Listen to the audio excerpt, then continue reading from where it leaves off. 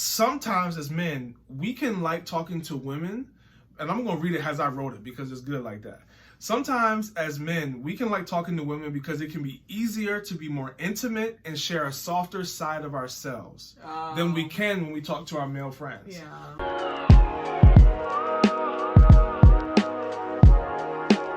What's up, fam? Welcome back to the We Are Just Dating page. My name is Tim.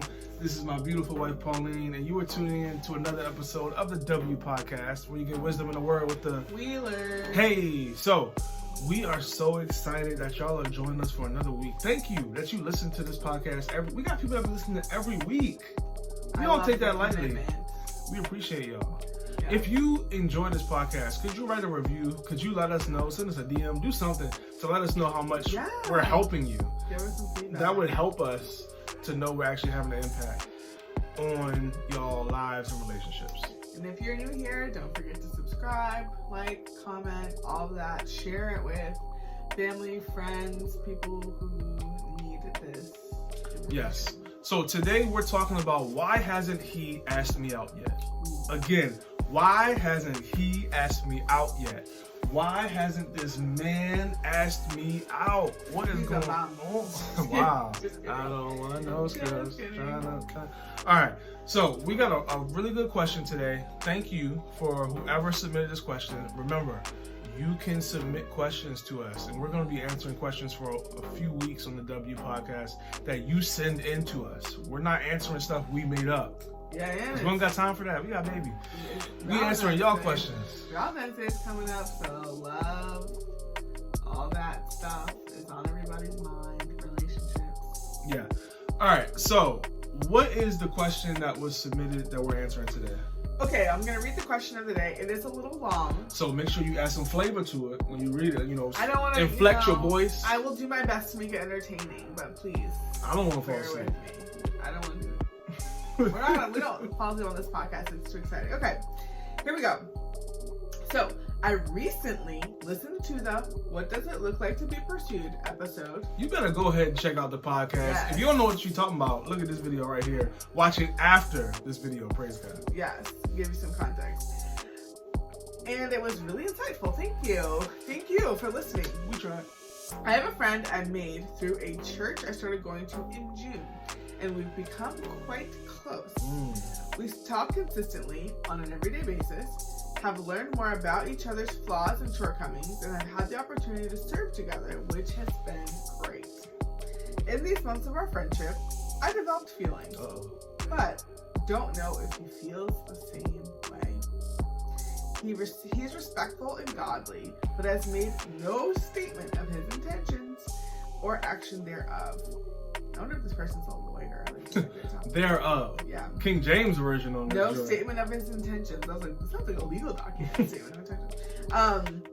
He hasn't asked to spend one-on-one time with me, and all the activities we plan together are group activities with other friends from church. I like that. This should be clear enough. It should be a clear enough sign that he isn't interested. LOL. But at our church, most of the married couples started off as friends for a long time before developing into something deeper. And maybe that's what I'm holding on to. That was a question too.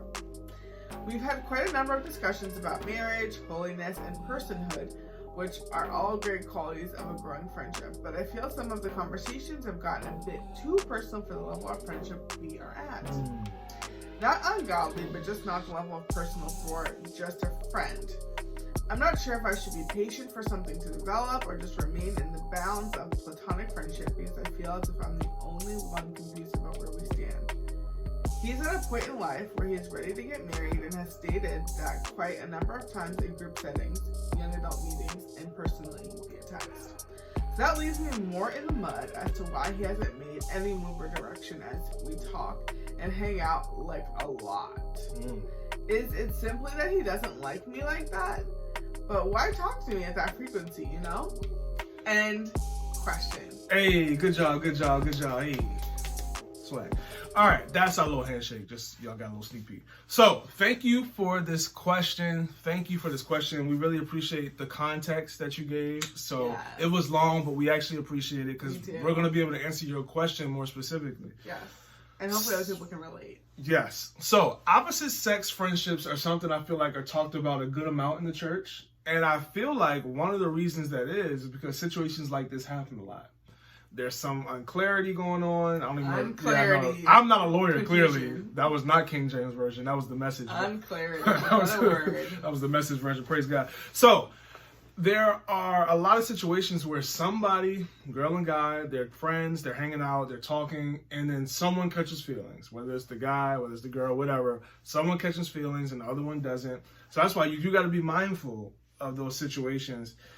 Pauline has a great rule that I want you to share later. Oh, I do. That you had when you were looking for a guy, you were dating. You had a rule about how to determine if somebody likes you. Don't share it now. Yeah. Don't share it now. Share it at the end. Okay, I'll wait my turn. Yes. So I don't know this guy, so I'm not going to try to speak about his intentions per se because I don't want to cast aspersions on him. And he's not a bad guy. Now, some people will have an issue with what I'm about to say, but you asked for our opinion, so I'm gonna give you our opinion. Come on now. I suggest you stop talking to him every day. Every day or at all? Every day. What about every other day?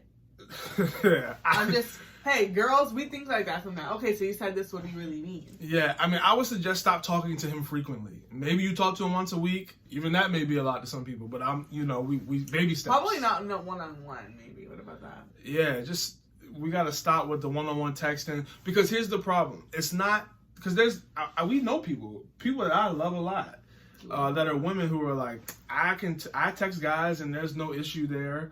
You know what I'm talking about. And that is what it is. But the issue with this question was she said that we talk a lot and we share intimate details about our life.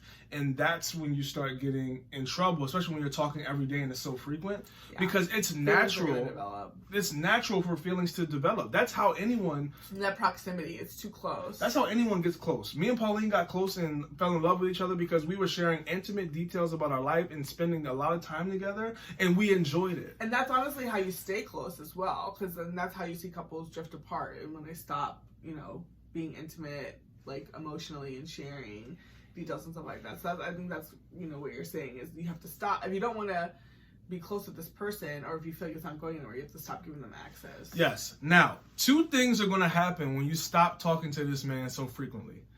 The first thing that could happen is you may lose the feelings that you have for him, which you developed because you were talking to him so much. And you may still think he's a great guy. You may still think he's attractive. You may still be open to dating him one day. But the feelings that you have right now, where I like him, but I don't know if he likes me, those should subside a little bit if you're not talking to him every day, hopefully. That may not happen, but it may happen. The other thing that could happen is this man may realize that he can't have his cake and eat it too. Yeah. And he'll finally ask you out. Here's what I mean by that. Sometimes men, and again, I don't know this guy, so I'm not really trying to talk about him personally, but this could be his case. Sometimes as men, we can like talking to women, and I'm going to read it as I wrote it because it's good like that. Sometimes as men, we can like talking to women because it can be easier to be more intimate and share a softer side of ourselves than we can when we talk to our male friends. Yeah. So it's hard. Y'all talking about intimate stuff. Most guys are not having intimate conversations like that so with their friends. Some guys do. So we don't do blanket statements on this show, but we do real statements. Most guys are not having, hey, how was your week? How do you feel about your parents' divorce? How do you feel about getting fired from your job? Oh, man. No, we ain't doing all that. It's mostly like, yeah, you want to go play basketball? Did you watch the game? What are you doing? What are you doing in your business? Like, are you making money? Yeah, like, that's more to talk. Now, sometimes guys will get deep, but that's also more rare than every day we have an intimate pillow talk. Yeah. You understand what I'm saying? All right, so a lot of times men can use women, whether knowingly or unknowingly, for that emotional comfort, but have no intentions to date that woman. Right. They just like having someone in their phone. Oh, don't be one of them that you just somebody in somebody else's phone. You don't want to be that. Yeah. So, I do want to acknowledge, to your point, about other couples in your church who were friends for a while before they got married. Yes, that absolutely can happen. But at the same time, it may be wise for you to talk to some of those people in your church who were friends for a while and maybe learn, hey, how did you navigate that season where you were friends, but you weren't dating? Yeah. Because maybe they weren't texting every day, or maybe they'll Yeah. tell you, hey, how we dated, we would not recommend Yeah. for somebody else. Yes, we're married now and it's great, but we would not recommend other people to date this way. So, hey, I would advise you to do this. Yeah. It's good. Yes. A lot of times we look at people, and we do this all the time, not even just with relationships. We look at successful people and be like, man, they're doing this. They're making this money. They're speaking on this page. They're playing this. They're doing that, whatever. And we see the success they have, but we don't know the journey that got them Yeah, there. We the think we have an struggles. idea of the journey. But like the apostle Rick Ross says, Wow. you wasn't with me shooting in the gym. Oh, Lord. You wasn't there watching how they were doing what they were doing. So yes, you know that they were getting shots up, but how were they doing it to actually help them get Yeah, better? exactly. People don't. A lot of people. Well, some people probably know now since he's passed away. But Kobe's 4 a.m. shoots or not Rest in shoots, peace to but my his- favorite player. Yeah, like his practices and like what would he do? Like 100 shots a day. 100. Oh. Do 100 shots in 30 minutes. Excuse me. 100 shots. You ain't doing nothing with 100 shots. All right.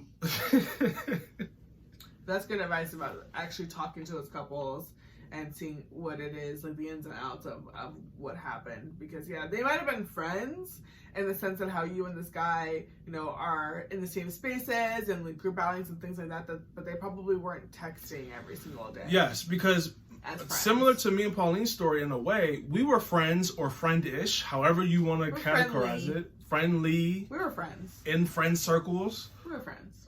Yeah, we were friends. But But also, what is friends? Because some people, friends means a lot of different things. yes, but until intentions were made clear on my part, there were boundaries that helped us stay friends but protected our hearts. Yeah. And I'm not saying y'all can't be friends in the sense that y'all hang out in groups and do things like that. But the one-on-one stuff, you really got to be careful with, because that is how you get feelings. Yeah.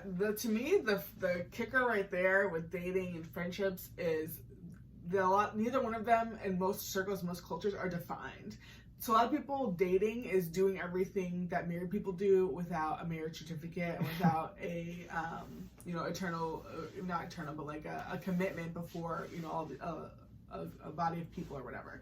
So a lot of times people dating means having sex, living together, having joint bank accounts. That's all a whole those nother things. podcast. Yeah, so it's like, well, let's define what dating is. Let's define what marriage is. Let's define friendships. So yes, absolutely. Because usually when people ask, like, oh, can guys and girls be friends? I usually say no. Because according to what, our culture or our standard of what friendships are today, having just all this access to somebody, talking to them all day, every day, texting all day, all day long, no, you can't be friends in that sense. But can you be friends that you say, hey, what's up, good to see you, you have common activities, or like, you share laughs, you share memories? Yeah, absolutely, you can be, if that's what friendship means, then yes. But no, you can't be friends with a guy, especially when girls ask this, you can't be friends with a guy in the way that you're friends with a girl. So my best friend, especially in college, we'd be texting all day, every day. I would pop by her place, she would pop by my place, we'd have lunch together. Like, it was pretty much this ebb and flow of our friendship. We spent a lot of time together, and I'm so thankful for that. And that's how we grew close, stayed close, build a foundation. You cannot do that with a guy. I've seen girls do that with guys, and they get their feelings hurt one way or the other, just like Tim shared earlier. Or the guy will get his feelings Right, hurt. exactly. So it's very confusing. You can't, guys and girls, friendships, like you explained very well, look different than like a guy and guy relationship, and look different than a girl and girl relationship if we're really going to be friends. Sometimes guys befriend girls because they're like, oh, she's out of my league, or like the girl friend zones him and he's trying to like basically change her mind. And sometimes girls do the same thing where like they want to be close with the guy, and guys like, you're not pretty enough for me, or you're not this enough for me, but you make me food, or you buy me stuff, or you are there for me emotionally because my mom is not, or whatever the case is, and they use each other. But that's not friendship either. Friendships need to have boundaries. And it sounds like your friendship with this guy does not, or it needs to be, their boundaries are not serving you well, or they're not getting you where you need to be. Yeah. Moral of the story is there's levels to friendship. Yes, absolutely. But yeah, that's a really good point. I think you did a great job summing it up. from my points, thank you again for like listening and tuning into our podcast and allowing us to share this with people who are listening. But the black and white rule that Tim mentioned earlier that I can share. So before I was Tim and I were dating, I talked to some guys, not a ton, but some, and I had, my feelings hurt, and I've hurt feelings, all that good stuff. You was out here breaking hearts. Not exactly. Oh, Lord. Anyway. I'm glad you didn't break my heart. I'm glad too. So one of the things that we do as women, that I did, which sounds like you are doing, is we try to guess guys' intentions and read their minds. It is a dangerous game to do that, to play that game. Most of the time, you're wrong. And it also puts you in this state of like panic and like apprehension. And I was like constantly evaluating and trying to analyze every text message, every interaction I was getting with the guy. Does he like me? How much does he like me? Does he like me more than he likes the other girl I see him talking to?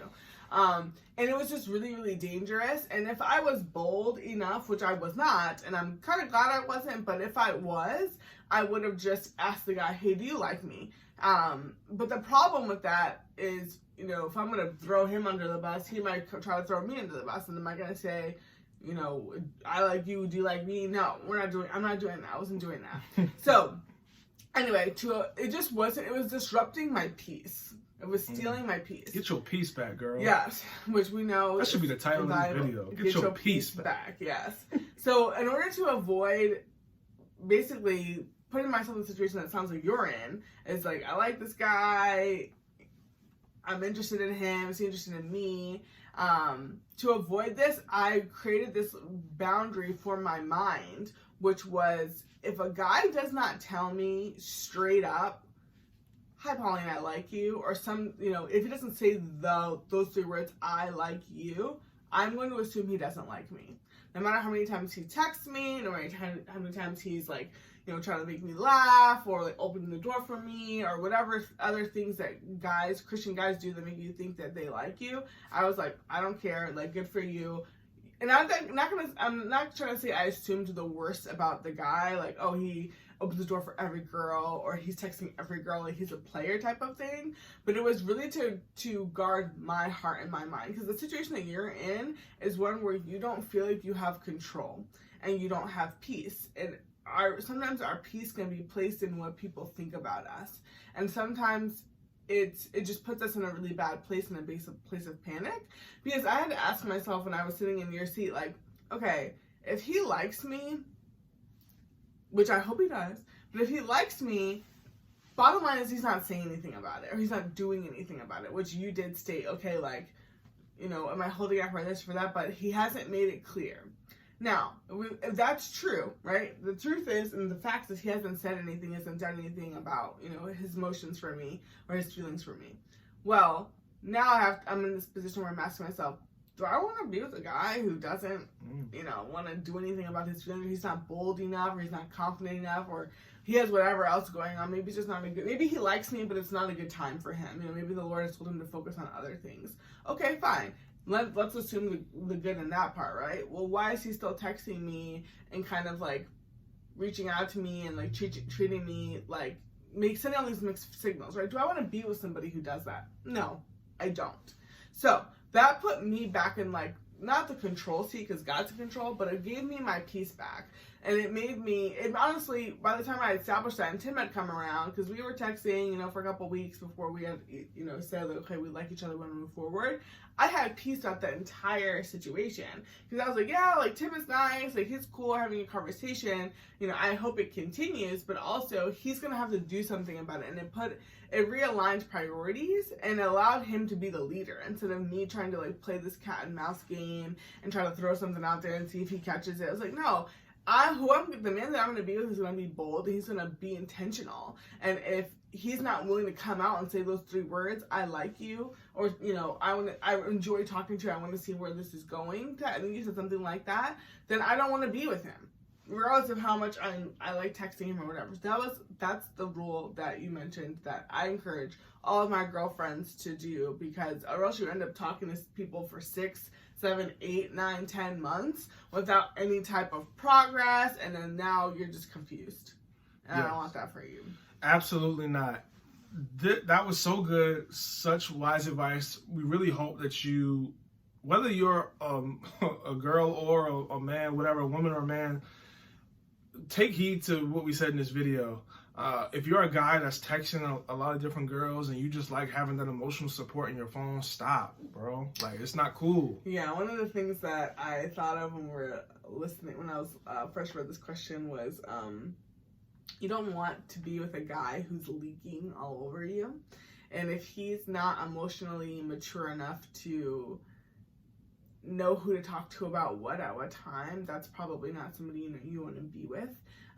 So it's another way to think about it. Yeah, and if you're a woman, a lady on here who you're talking to some guy who is sharing all this stuff with you and you're sharing stuff with them and they haven't said that they like you and you're wondering, do they like you? Get your peace back. Yeah. Love that line. Get your peace back, because you deserve to have your peace, knowing that whoever is going to be for you is going to be clear that they're for you. Yeah. So we hope you enjoyed this episode of W Podcast. If you did, please like this video. Leave us a comment. That was good. Protect your peace. Whatever you want to put in the comments, put something in the comments that helps drive engagement for this video so more people can see it. Because guess what? There's a lot of people in this situation, whether they tell you or not. If you look through their phone, there's a lot of people acting like this. So we want to make sure we help as many people as possible. And we'll see you next week on the W Podcast. Bye.